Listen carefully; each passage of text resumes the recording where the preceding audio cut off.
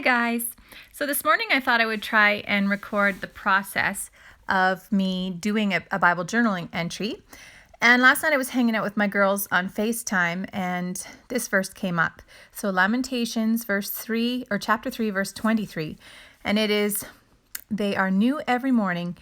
Great is your faithfulness." And of course, that instantly reminds me, and I'm sure many of you, of the song, "Great is thy faithfulness," and "Morning by morning, new mercies I see." And often when I'm Bible journaling, a song comes to mind when I read scripture.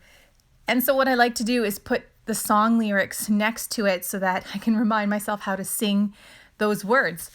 And sometimes the wording is a little different in the song. So I thought, how nice it would be to put "Morning by morning, new mercies I see" on the side. So I often go to Pinterest as my first place for ideas. And so I started searching around and got some inspiration and then started this drawing. And as you can see, I start with a pencil. Really, you don't need many things to get started with Bible journaling. So you definitely need a pencil and a good eraser. So you see here that I sketched out my words and a sunshine with pencil, and to spare you all of the erasing and redoing, I skipped bits of it here and there. And then you can see I got out my paints. So more than anything in my Bible, I use watercolor paints. And here you can see my two palettes, and I start filling in the sun with a bright yellow. And let me see.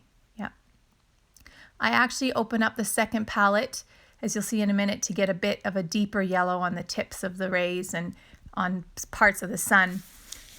But believe it or not, watercolor does not soak through your paper so terribly. So when I flip over this page, you hardly see the color through. It does get wrinkly, as you can see the paper is wrinkling. But there are ways to reduce the wrinkling a bit, so not using as much water, and then your drying process, which you'll see in a minute. So here I have stuck a piece of plastic underneath so that I don't get wet somewhere else. It just protects the rest of the Bible as I'm messing around here. And I splattered some yellow, and I think here is where I'm just showing you the two palettes that I have that I picked up from Michael's. And here's the darker yellow that I'm going to add a little bit of. But I love to splatter a little extra of the paint around on the page. Just gives it that artistic look. So I did that on this page, as you can see. And I'm filling in with that darker color now to just add a little depth. And then for the drying process, I pull out a heat gun. Now you don't need this at all. Most of the time I usually just walk away and let it dry, but because I wanted to finish this whole thing with the camera rolling, I got out my heat gun and I start to blow dry it. And as I blow dry it, you'll see I kind of press it out and push it so that it will dry flat. And that I found, especially this time, really helped the page to be smoother than normal. But again, not necessary. So here I'm cleaning my brush out. It has the color in it. The water is actually in the pen itself is holding the water, so I never have to dip it for more water. But then after a color, you've kind of got to clean it out. So there's my set, which I picked up on Amazon, of 6 brushes that I use. I think here comes my heat gun. Yep.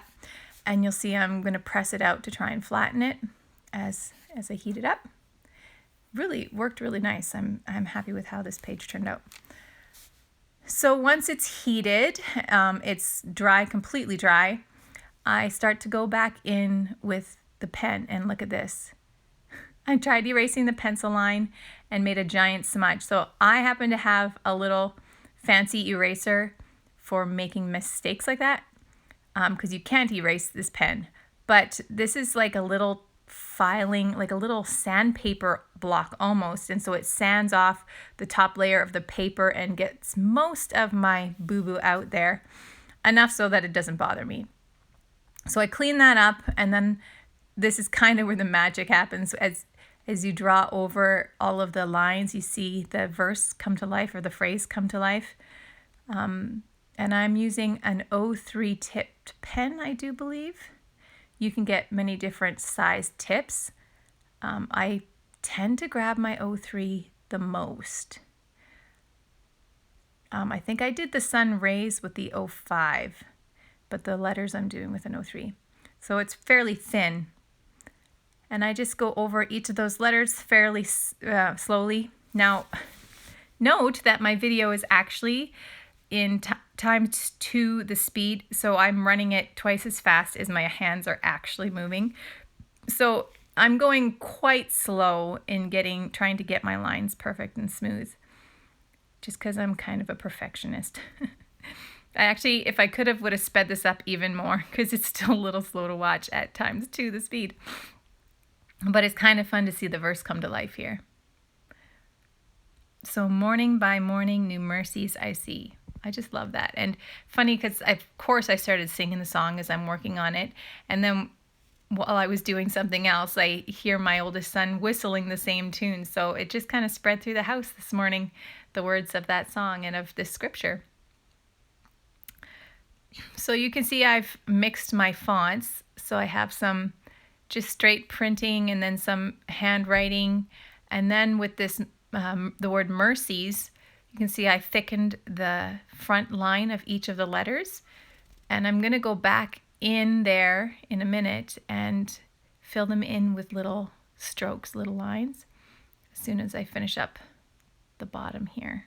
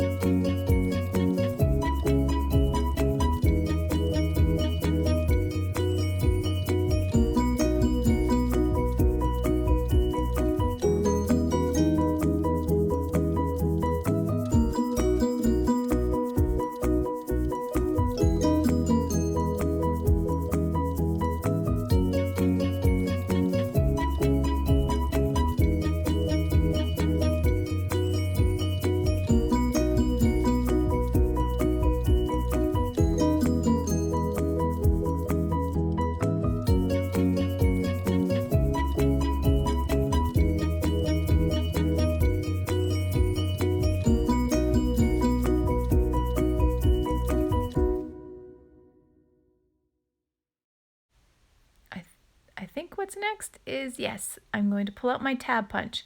Now this gives me the shape of a tab. I can cut it out of any paper that I have and just glue it to the top of my page. And then I like to take a key word from the text and write it on the tab so that when I'm looking through my tabs, I can find texts by topic.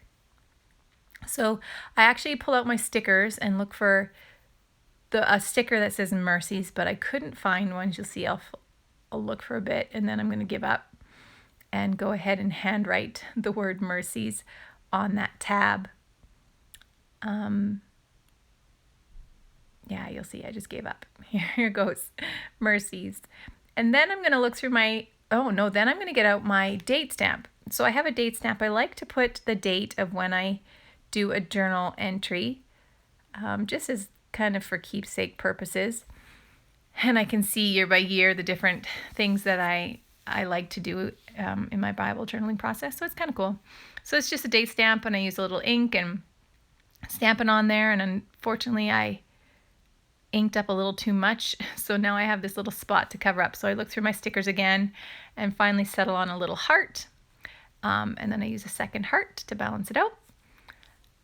And then, am I done? I'm trying to remember. I think I poke through a little bit to look for something else that I might want to add. And as you'll see in the stills at the end, I do decide to add a little washi. I hope you enjoyed watching my process, and maybe you you will find some time this week to create with your Creator. Take care. Bye.